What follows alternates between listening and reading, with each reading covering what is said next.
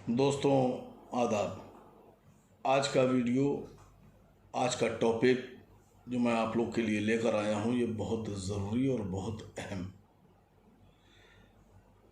आज के टॉपिक की सबसे ख़ास बात यह है कि आज का जो टॉपिक है वो हमारे मुसलमान भाइयों के लिए जितना ज़रूरी है, उससे दुगना तिगुना ज़रूरी हमारे हिंदू भाइयों के लिए है। मुसलमान तो इसको सुने सुने, मैं गुजारिश करता हूँ अपने तमाम मुसलमान दोस्तों से, और जो लोग इसको देखेंगे वो अपने हिंदू दोस्तों को कम से कम दो दो तीन तीन, एक एक आदमी दो दो तीन तीन दोस्तों को दिखाए और उनको बताए। देखिए, हिंदुस्तान में सबसे ज़्यादा भयानक तरीके से अगर कोई विरोध किसी बादशाह का होता है तो वो होता है औरंगज़ेब रहमतुल्लाह अलैह का। औरंगज़ेब रहमतुल्लाह अलैह का जो विरोध करने वाले लोग हैं उनमें सबसे बड़ी तादाद ब्राह्मणों की। ब्राह्मण सबसे ज़्यादा औरंगज़ेब का विरोध करते हैं, और जो सबसे बड़ी विरोध की वजह वो ये है कि औरंगज़ेब ने जजिया लगा दिया, जजिया कर। अक्सर और बेशतर कभी चैनल्स पे बैठता हूँ मैं, वहाँ भी आता है कि इस्लाम में जो जिज़िया है वो हिंदुओं के ऊपर या गैर मुसलमानों पर लगाया गया है, कि अगर आपको हमारे इलाके में या हमारी स्टेट में या हमारे मुल्क में रहना है तो आपको जिज़िया देना पड़ेगा अगर आप मुसलमान नहीं हैं। सबसे बड़ी बात तो एक भ्रांति बनी हुई है, या मैं यूँ कह लूँ कि मुसलमान हमारे जो उलेमाए दीन हैं या जो इस्लामिक स्कॉलर्स जानकार हैं हिस्ट्री के, उन्होंने कभी भी डिफाइन नहीं किया जिज़िया को कायदे से। और इसका फ़ायदा उठाकर जो हिंदू तमाम जो कैमुनल माइंडेड हिंदू हैं, जो एंटी मुस्लिम हिंदू हैं, जो मुसलमानों के विरोध को दिखाकर हुकूमत में बने रहना चाहते हैं, वो गाहे बगाए एक मैसेज देते हैं कि मुसलमान इतने ख़राब लोग हैं, मुसलमान बादशाह इतने ख़राब थे, मुसलमान कानून इतना ख़राब है कि वो अपने इलाकों में, अपने मुल्क में रहने के लिए गैर मुसलमानों से जिज़िया टैक्स लिया करते थे कि अगर तुम मुसलमान नहीं हो तो जिज़िया दो। देखिए, सबसे पहली बात तो ये जिज़िया क्या है और इस्लाम में कौन कौन से टैक्सेस लगे थे। सारी हुकूमत में लगते हैं। कौन सी ऐसी हुकूमत है, अंग्रेज़ थे वो लेवी लगाते थे। कौन सी ऐसी हुकूमत है, कौन से ऐसे लोग हैं जो अपनी हुकूमत चलाने के लिए टैक्स नहीं लेते हैं। औरंगज़ेब से नफ़रत, ब्राह्मणों को। अब मैं आपको हकीकत बताने जा रहा हूँ कि इस्लाम में सबसे पहली बात तो जो टैक्स इस्लाम में इम्पोज किए गए थे, इस्लामिक हुकूमतें जहाँ पर थीं उनमें जो टैक्स थे वो थे ज़कात। ज़कात मतलब इनकम टैक्स। कितना था? 2.5%। यानी अगर 1 लाख रुपए किसी मुसलमान के पास हैं, यूँ समझ लीजिए, मैं बता रहा हूँ कि अगर 1 लाख रुपए पे उसको टैक्स देना है तो मुसलमान जो है वो टैक्स देगा 2,500 रुपये। 2.5% टैक्स 1 लाख पे 2,500 रुपये। दूसरा टैक्स था खराज, जो भूमि टैक्स था, लैंड टैक्स। तीसरा टैक्स था उश्र। उश्र टैक्स जो था वो कृषि फसलों पे और व्यापार पे, जो लोग व्यापार करते थे उस पर था। हिंदुओं के ऊपर ज़कात नहीं थी, मुसलमानों पे थी।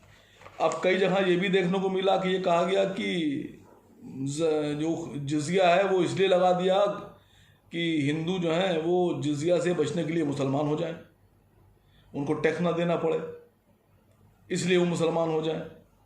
तो बड़ी टेक्निकल और टिपिकल बात मैं बताने जा रहा हूँ कि जो कभी भी जो जिज़िया कर था, जिज़िया टैक्स था, वो कभी भी 0.5%, 1% से ऊपर नहीं लगा किसी बादशाह के दौर में। जो मैक्सिमम जो कर था वो कहा गया खालिद बिन वलीद रज़ियल्लाहु अन्हु ने लगाया था। और कितना लगाया था? ये कहा कि 10,000 दिनार अगर आपके पास है तो आपको 48 दिनार टैक्स में देना है। लेकिन अगर वही 10,000 दिनार किसी मुसलमान के पास होंगे तो वो 250 दिनार देगा टैक्स में। तो जिज़िया ज़्यादा हुआ कि ज़कात ज़्यादा हुई? कभी भी कहीं भी, मैं औरंगज़ेब पर आऊँ, कि औरंगज़ेब रहमतुल्लाह अलैह के बारे में बड़ी बुराइयां हैं, बड़ा उनको बदनाम किया गया बहुत, कि उन्होंने ये लगा दिया, उन्होंने वो लगा दिया। सबसे पहली बात तो एक बात की जानकारी हासिल कर लीजिए आप सब, मैं मुसलमान भाइयों से कह रहा हूँ कि इसको देखिएगा और दूर तक लोगों को दिखाइए, पहुँचाइए दूर तक, जहाँ तक आप पहुँचा सकते हो, जहाँ तक। औरंगज़ेब रहमतुल्लाह अलैह ने लगभग 49 साल कुछ महीने, पूरा 50 साल मान लीजिए कि उन्होंने हुकूमत की। इस 50 साल की हुकूमत में कभी भी औरंगज़ेब बादशाह ने 20 साल शुरू के जिजिया टैक्स लगाया ही नहीं। यानी यूँ समझ लीजिए कि इस्लामिक हुकूमतों में जो गैर मुस्लिम, चाहे वो ईसाई हों, चाहे यहूदी हों, और चाहे हिंदुस्तान में हुकूमत आने के बाद हमारे हिंदू भाई हों, इनका ख्याल रखा गया। जिजिया क्या है? जिजिया एक तरह का सुरक्षा टैक्स है कि आप अगर हमारे मुल्क में रह रहे हैं, हमारे साथ रह रहे हैं, तो आपकी सुरक्षा की जिम्मेदारी सरकार की है। उस सुरक्षा टैक्स को जिजिया कहते हैं। औरंगज़ेब बादशाह ने जो टैक्स लगाया वो अपनी हुकूमत के शुरू के 20 साल नहीं लगाया, लेकिन जब औरंगज़ेब रहमतुल्लाह अलैह, औरंगज़ेब बादशाह ने जब साउथ की तरफ अपना रुख किया हुकूमत के लिए बढ़ाने के लिए, तो उनको पैसे की ज़रूरत पड़ी। हर जंग में हर सरकार को, लोगों को, हुकूमतों को पैसे की ज़रूरत पड़ती है। तो जब वो साउथ की तरफ बढ़े तो उनको पैसे की ज़रूरत पड़ी, तो उनके जो लोग थे, जो उनका मंत्रिमंडल था, उसमें उनको मशवरा दिया गया कि आप जिजिया लगा दीजिए। अब जिजिया था कितना? एक तो 20 साल तक जिजिया लगाया नहीं औरंगज़ेब ने, और 20 साल के बाद जो लगाया तो वो लगाया 1.25%। ये मैक्सिमम टैक्स था। औरंगज़ेब रहमतुल्लाह अलैह ने जो मुसलमानों से ज़कात ले रहे थे वो ले रहे थे 2.5%। यानी अगर 1 लाख रुपए किसी मुसलमान के पास हैं तो वो औरंगज़ेब की हुकूमत को देगा 2,500 रुपये। लेकिन अगर किसी गैर मुस्लिम के पास, हिंदू के पास, ईसाई के पास, यहूदी के पास, अगर मान लीजिए हिंदुस्तान में रह रहा है हिंदू, तो उसके पास अगर 1 लाख रुपए हैं तो वो देगा सब 1,250 रुपये। अब आप ये बता दीजिए कि जो ये भ्रांति फैलाई गई कि मुसलमानों ने जिजिया टैक्स इसलिए लगा दिया कि हिंदू जो हैं वो पैसा बचाने के लिए मुसलमान हो जाए, तो बेवकूफ़ है हिंदू कि अगर जिजिया दे रहे हैं 1 लाख पे 1,250 रुपये, तो इस्लाम कबूल करने के बाद 2,500 रुपये देंगे। इसका कोई जवाब नहीं दिया गया। हम मुसलमानों की तरफ से जो स्कॉलर्स हैं, जो हिस्टोरियंस हैं, उनको चाहिए जवाब देना। ये वीडियो बहुत अहम है, इसको समझिए कि ये जो आरोप लगा कि जिजिया इसलिए लगाया गया कि हिंदू जो हैं वो पैसा बचाने के लिए घबरा कर, डर कर, वो पैसे को सेव करने के लिए इस्लाम कबूल कर लेंगे तो उनका जिजिया बच जाएगा। नहीं, अगर वो इस्लाम कबूल कर लेते हिंदू तो अभी वो 1 लाख पे 1,250 दे रहे हैं जिजिया, फिर जिजिया तो उनसे नहीं लिया जाता, लेकिन उसकी जगह पर उनको ज़कात देना पड़ती 1 लाख रुपए पे 2,500, यानी 2.5%। दूसरा आपको खूबी बताऊं कि जिजिया के बारे में, जिजिया टैक्स ऐसा टैक्स था जो लिया तो वाकई गैर मुसलमानों से जा रहा था, लेकिन उसमें औरतों को, बच्चों को, बुज़ुर्गों को, ग़ुलामों को, बीमारों को, मज़दूरों को, गरीबों को बिल्कुल माफ़, उनसे टैक्स नहीं लिया जाएगा। ये गैर मुसलमानों के बारे में बता रहा हूँ। सिर्फ उन गैर मुसलमानों से टैक्स लिया जाता था जिजिया जो बहुत मालदार और बहुत बड़े और बहुत ओहदे, मतलब ताकतवर लोग थे, उनसे लिया जाता था। उसमें भी एक छूट थी। ये कहा गया इस्लाम के हिसाब से कि अगर कोई गैर मुस्लिम सेना में रहकर देश की सेवा करना चाहता है तो उसको जिजिया टैक्स के दायरे से बाहर कर दिया जाएगा। ये तो इस्लामिक कंट्रीज़ का। अब औरंगज़ेब के बारे में ब्राह्मण बहुत चिल्लाते हैं, बहुत गुस्से में, कि बस औरंगज़ेब जो है उसने इनको लूट लिया। आपको बताऊं, औरंगज़ेब रहमतुल्लाह अलैह ने जो टैक्स लगाया उसमें उन्होंने औरतों को, बच्चों को, बुज़ुर्गों को, बूढ़ों को, बीमारों को, मज़दूरों को, गरीबों को इस टैक्स के दायरे से बाहर रखा। और उन्होंने ये भी कानून लागू किया कि किसी भी ब्राह्मण जाति के व्यक्ति से, चाहे वो जवान हो, अमीर हो, गरीब हो, ताकतवर हो, जमींदार हो चाहे कोई भी हो, अगर वो ब्राह्मण है तो वो जिजिया के दायरे में नहीं आएगा। उस ब्राह्मण से, किसी भी ब्राह्मण से भारत में टैक्स नहीं लिया गया जिजिया। ये मैं गारंटी के साथ कह रहा हूँ, इसको साबित किया जा सकता है। हिंदुस्तान के हिस्ट्री में तमाम किताबें भरी पड़ी हैं इस बात से।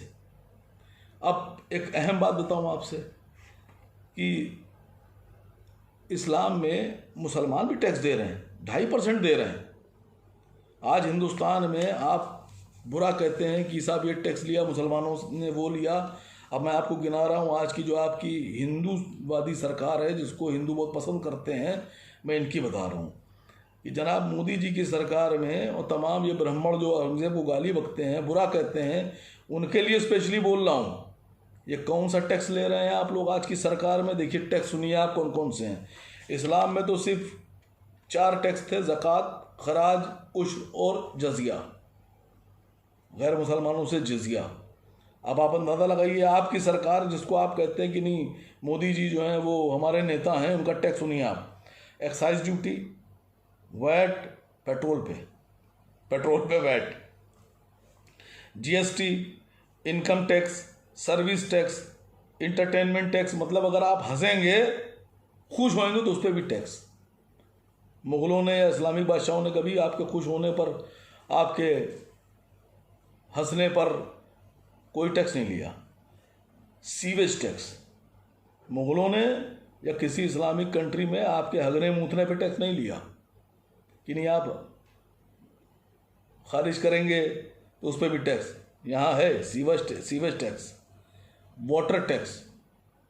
इस्लामिक हुकूमतों में और मुग़लों की हुकूमतों में पानी फ्री था, यहाँ वाटर टैक्स, रोड टैक्स, सड़क पे चलने का tax, house tax, travel tax, अगर आप सफ़र करते हैं कहीं तो आप उसको टैक्स देंगे, टीडीएस, टोल टैक्स, सड़क से एक शहर से दूसरे शहर की सड़क पे जाएंगे आप, नई सड़क बनी है उस पर टैक्स, टोल टैक्स।